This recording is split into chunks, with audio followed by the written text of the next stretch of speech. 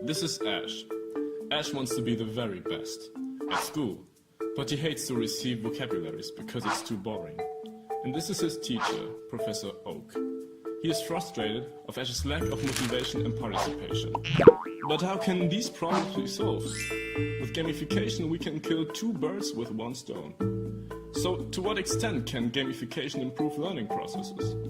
First you have to know what gamification is about. Gamification is about including digital or analog game elements into real situations. For instance, credit points, levels and trophies. These elements could have a positive impact on the motivation, cooperation, concentration, creativity and embrace fun.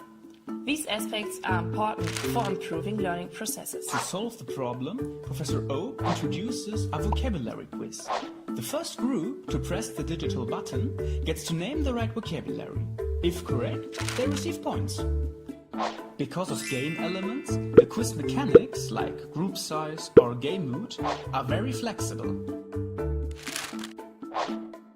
Ash is highly motivated becoming the very best, because he is being rewarded with points for right answers, while Professor Oak has a class full of motivated students.